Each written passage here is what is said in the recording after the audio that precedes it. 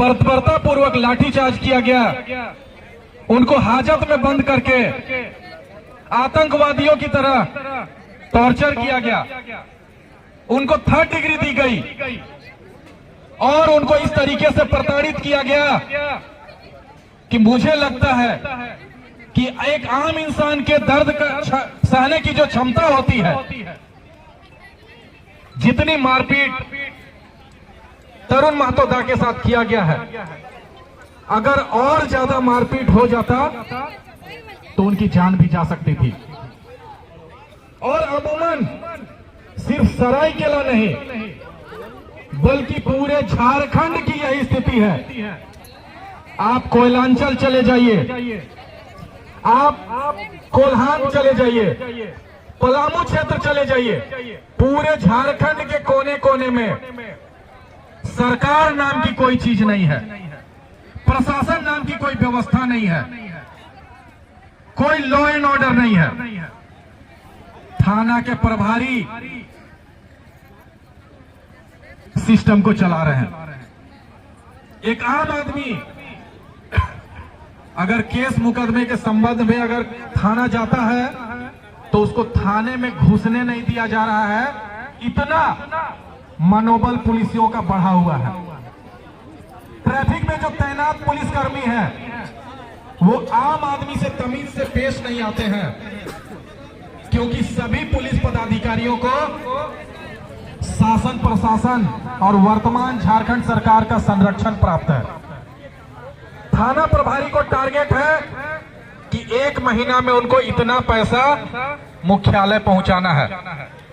उसी तरीके से डीएसपी को टारगेट मिला हुआ है, डीटीओ ऑफिस को टारगेट मिला हुआ है, अंचल कार्यालय को टारगेट मिला हुआ है। सरकार के जितने विभाग हैं, चाहे वो सिविल सेक्टर के हो या पुलिस सेक्टर के हो, सभी विभागों को झारखंड सरकार के तरफ से टारगेट मिला हुआ है। और वो टारगेट सिर्फ और सिर्फ पैसा उगाही का टारगेट है। आम आदमी को कोई सुख सुविधा मिले ना मिले, कोई सरकारी योजना का लाभ मिले ना मिले, इस बात से वर्तमान झारखंड सरकार का कोई लेना देना नहीं है। आप समझ के देखिए कि एक 41,000 वोट मिला हुआ रिकॉग्नाइज चेहरा, जिसको एक मामूली ठोला, जिसको हम लोग लाठी लेके पुलिसकर्मी रहते हैं उसको हम लोग ठोला बोलते हैं, एक मामूली ठोला से लेके एसपी डीएसपी जिसको पहचान रहा है कि कौन है तरुण महतो, जब ऐसे रिकॉग्नाइज चेहरे को, ऐसे नामचीन चेहरे को आतंकवादियों की तरह मारा जा रहा है, तो इमेजिन करिए कि एक आम महिला, एक आम छात्र, एक आम ग्रामीण अगर थाना जाता होगा तो उसकी क्या हालत की जाती होगी, या उसका सुनने वाला कौन होता है। आज हम लोग डीडीसी के पास गए, रीना हांसदा जी का बातचीत सुन के हमें लगा कि एक आम आदमी के जीवन की कीमत झारखंड में खत्म हो गई है। हमें बोलना पड़ रहा है बार बार कि अगर तरुण महतो की हालत सूर्या हांसदा जैसी हो जाती तब कौन इसकी जिम्मेदारी लेता। और उनके चेहरे पे थोड़ा सा भी सिकन नहीं दिखाई दिया। हम लोग रामगढ़ से आए हैं, झारखंड के कोने कोने में इनसे मारपीट का जो फोटो था, जो वीडियो था, वो पहुंच चुका है। लेकिन रीना हांसदा हमसे पूछ रही है कि बताइए आप लोग किस संदर्भ में आए हैं, आप लोगों को क्या कहना है। दुर्भाग्य देखिए, एक आम ग्रामीण को पता है कि जिस तरीके से नक्सलियों को नहीं मारा जाता है, चोर डकैतों को नहीं मारा जाता है, वैसा उस तरीके से तरुण महतो के साथ दुर्व्यवहार किया गया है, उनकी जान लेने की कोशिश की गई है। और यहाँ के डीडीसी को होश नहीं है, डीसी को होश नहीं है, एसपी को होश नहीं है कि उनके साथ क्या हुआ है। साथियों, हम अगर यह सोचते हैं कि तरुण महतो दा के साथ में इस तरीके की घटना हुई है, जब ये घटना हमारे साथ होगी तब हम उसकी चिंता करेंगे, तो ये गलत है। आज तरुण महतो दा के साथ में इस तरीके का बर्बरतापूर्ण पुलिसिया कार्रवाई की गई है। कल आपकी बारी आ सकती है, परसों हमारी बारी आ सकती है, और आम आदमी का तो गिनती ही नहीं है। आम आदमी की परवाह झारखंड सरकार के किसी पदाधिकारी को नहीं है। आप ब्लॉक में चले जाइए, 25 साल के इतिहास में जितना भ्रष्टाचार नहीं हुआ होगा उतना भ्रष्टाचार प्रखंड कार्यालय में चल रहा है, अंचल कार्यालय में चल रहा है। और आज तक के झारखंड के इतिहास में इतना अवैध कोयले का कारोबार या इतना अवैध जमीन का कारोबार या बालू का कारोबार नहीं हुआ होगा। वो सारा अवैध कारोबार का रिकॉर्ड इस वर्तमान सरकार ने तोड़ दिया। वजह सबको पता है, वजह सबको पता है कि वर्तमान झारखंड सरकार को लगता है कि झारखंड उनके बाप का है। राज्य का स्थापना दिवस 25वां स्थापना दिवस हमने देखा, उनके बाबूजी का मूर्ति बिरसा मुंडा से बड़ा हो गया, तो उनके दिमाग में ये केमिकल लोचा हो गया है कि ये पूरे झारखंड उनके बाप की जागीर है। हम लोग शिबू सोरेन का सम्मान करते हैं, और जो मैंडेट मिला हुआ है, जो सरकार को बहुमत मिला हुआ, उसका भी हम सम्मान करते हैं। लेकिन उस सम्मान की कीमत क्या तरुण महतो की जान देकर हम लोग चुकाएंगे?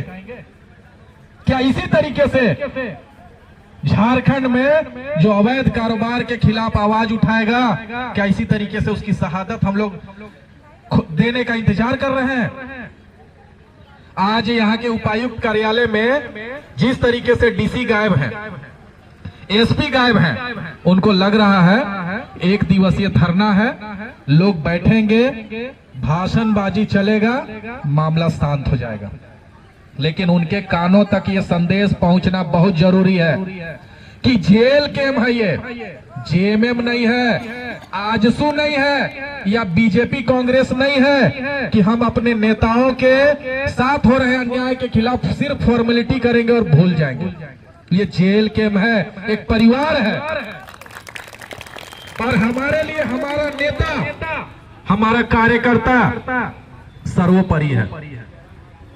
झारखंड के कोने कोने से आज यहाँ जो माताएं, बहनें और पार्टी के साथी पहुंचे हुए हैं, ये साफ संदेश देता है कि जेल केम पार्टी दूसरे पार्टियों से अलग है, और हम लोग नीति निर्माण करने की बात करने के लिए राजनीति में आए हैं, बदलाव की बात करने के लिए राजनीति में आए हैं। और किसी भी सूरत में हम यहाँ के खनिज, यहाँ के बालू, यहाँ के जल जमीन को बिकने नहीं देंगे, चाहे उसके लिए हमें अपने जानों की कुर्बानी क्यों न देनी पड़े। यहाँ से एक दिवसीय धरने के बाद हम लोग राजभवन जाएंगे, राज्य में जो मानवाधिकार आयोग है वहां जाएंगे, साथ ही साथ हमारे पार्टी के अध्यक्ष और झारखंड के इकलौते लाल जो यहाँ के अवैध कारोबार के खिलाफ मुखर होकर हर मंचों पे बात रखते हैं, उनके माध्यम से ये तरुण महतो जी के साथ जो पुलिसिया कार्रवाई की गई है, इसके खिलाफ हम लोग विधानसभा में भी आवाज उठाने का काम करेंगे। और पार्टी के तमाम पदाधिकारी यहाँ पहुंचे हैं, हम लोग सभी लोग आग्रह करेंगे उनसे कि ये मामला विधानसभा में भी उठे। तो तरुण महतो जी के साथ जब तक न्याय नहीं होगा तब तक हम लोग कमर कस के मुखर होके तमाम प्लेटफॉर्म पे वर्तमान शासन व्यवस्था, वर्तमान सरकार के खिलाफ मुखर रहेंगे। और ये आग तब तक जलती रहेगी जब तक सिर्फ सरायकेला नहीं, पूरे झारखंड में कोयला, खनिज और बालू का जो अवैध कारोबार है उसको हम लोग जब तक रोकने में सफलता नहीं हासिल करते। आज हम लोग यहाँ से संकल्प लेके उठेंगे कि इस तरीके की घटनाएं दोबारा न दोहराई जाए, और जिस तरीके से जेल के नेताओं को टारगेट करके प्रखंडों में जाता है, थानों में दुर्व्यवहार किया जाता है, ये हम लोग चलने नहीं देंगे। शहादत देना होगा तो शहादत देंगे, आंदोलन करना होगा तो आंदोलन करेंगे, लेकिन हम लोग कदम अपना पीछे कभी नहीं करेंगे। बस इतना ही कहना चाहता हूं कि इसी एकजुटता के साथ में हम लोग राजभवन भी मार्च करेंगे, राजभवन में धरना देने का भी काम करेंगे, मानवाधिकार आयोग में भी धरना देने का काम करेंगे और हर उस प्लेटफॉर्म पे अपना आवाज मुखरता के साथ और इसी बुलंदी के साथ उठाएंगे, ताकि ये जो गूंगी बहरी सरकार झारखंड में बनी हुई है उसके कान तक ये मैसेज पहुंचने का काम करेंगे, मैसेज पहुंचाने का काम करेंगे कि क्रांति के नाम पे, जल जंगल जमीन बचाने के नाम पे जिस पार्टी का गठन हुआ है वो अपने लक्ष्यों के लिए समर्पित है और हम लोग अंतिम सांस तक संघर्ष करने के लिए संकल्पित है। जोहार, जय झारखंड। चलिए।